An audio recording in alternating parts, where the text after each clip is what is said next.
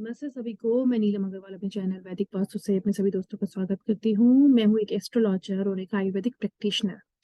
आज ना मैं आपको एक कहानी सुनाती हूँ। एक ऐसी कहानी जो आप देखोगे और अपने आप ही आप देखोगे कि चीजें, प्लैनेट है ना, कैसे चीजों को मोल्ड कर देती है ड्रास्टिकली। एंड आपको ये सुन के अच्छा लगेगा। और जो लोग ये सोचते हैं कि एस्ट्रोलॉजी काम नहीं करती, वो भी देखो इसको ना शायद फॉलो करना शुरू हो जाए। तो आज एक कहानी सुनाती हूँ। जब मैं छोटी होती थी तब मैं सरदारों के स्कूल में पढ़ती थी, है ना, सिख स्कूल में पढ़ती थी मैं। तो सिखों के स्कूल में सिखों के रिचुअल है कि रोज सुबह जब भी किसी गुरु का बर्थडे होता है, मॉर्निंग में 4 बजे प्रभात फेरी निकलती है। प्रभात फेरी के टाइम पे सारे जितने भी सिख लोग होते हैं और लोग भी जो सिख धर्म को मानते हैं, वो अपने अपने घरों से कुछ प्रसाद लाते हैं, है ना।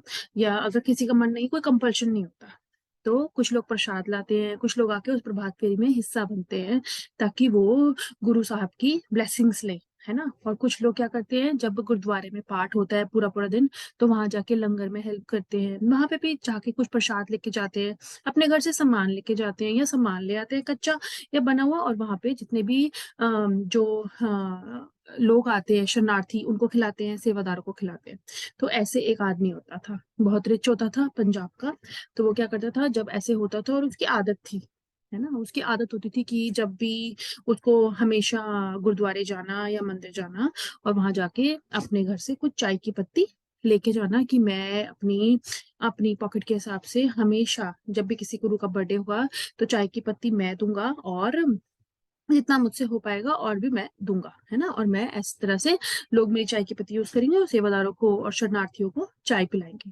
तो वो ऐसे करता था और वो बिजनेस करता था, है ना। बहुत अच्छा बंदा होता था पिंड का। बहुत छोटी, बहुत पुरानी बात बता रही हूँ मैं आपको। तो एक दिन क्या हुआ, उसका एक दोस्त होता था, वो उसकी दुकान पे गया और उसने उसको बोला कि तू मेरा ये सामान अपनी दुकान पे रख ले, है ना, थोड़े दिन बाद आके मैं तुझसे ले जाऊंगा। उसने बोला ठीक है भाई, ये सामान यहाँ रख दे, फिर तू ले जाइयो जब लेना हो तेरे को। ऐसे करके वो चला गया। फिर वो जो दूसरा बंदा था, वो बहुत ही खराब नीयत का था, ठीक है, और वो कुछ गलत कामों में था। तो एक दिन क्या हुआ, उसका दोस्त जो सामान रख के गया था, उसके घर रेड पड़ी पुलिस की, है ना। और पुलिस ने उसके घर से कुछ ऐसा सामान पकड़ा विच आर नॉट गुड। तब उसके घर से बहुत ज्यादा नशे की चीजें निकली, है ना। और फिर पुलिस जिस चीज को ढूंढ रही थी, उसने उस बंदे को मारा और पूछा, बता कि वो पैकेट कहाँ है जो तूने छुपा के रखा है। तो वो पैकेट तो उसके दोस्त के पास था।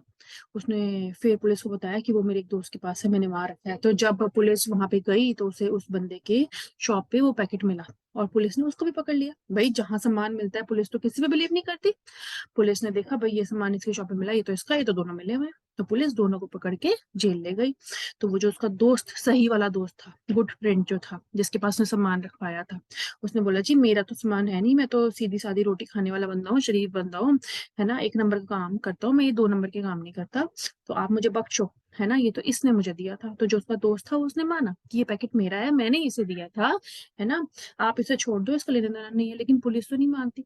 तब वो बहुत पुरानी बात है। तो जब लोगों को पता लगा कि उस बंदे को पुलिस ने पकड़ लिया, तो लोग वहां पहुंचे, वहां के नेता भी पहुंचे, और भी जो छोटे मोटे काउंसलर होते थे वो भी पहुंचे।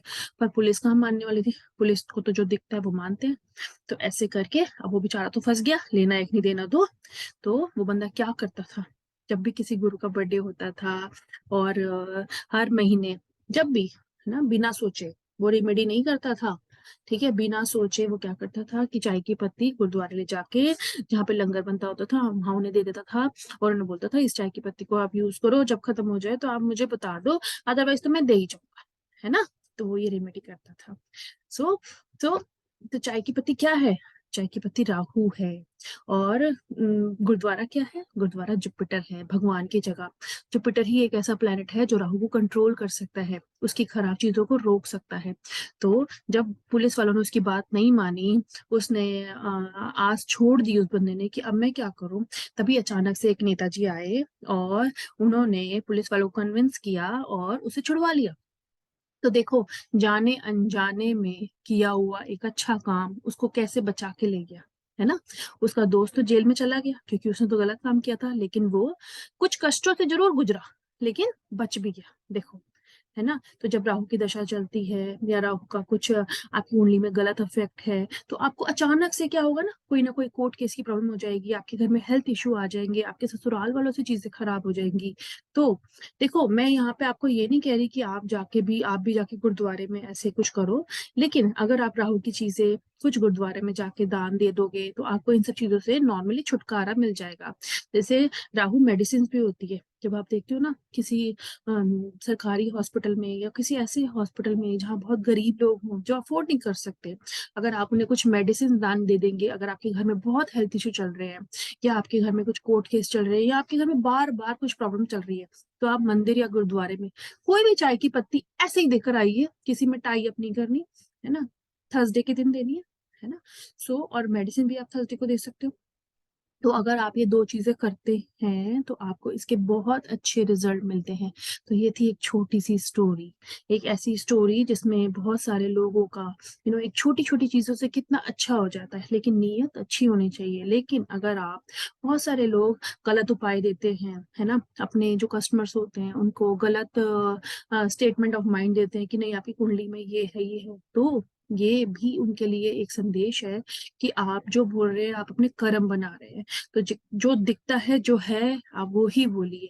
कुछ लोगों की गलत इंडिकेशन से बाकी सारे एस्ट्रोलॉजर्स का स्टेटस खराब होता है, उनका नाम खराब होता है, लोगों का एस्ट्रोलॉजी से विश्वास भी होता है। तो ये थी मेरी एक छोटी सी स्टोरी राहु को लेकर, जुपिटर के थ्रू कैसे आप अपने अपने कुंडली के गलत चीजों को या गलत प्रभावों को किस तरह से ठीक कर सकते हैं।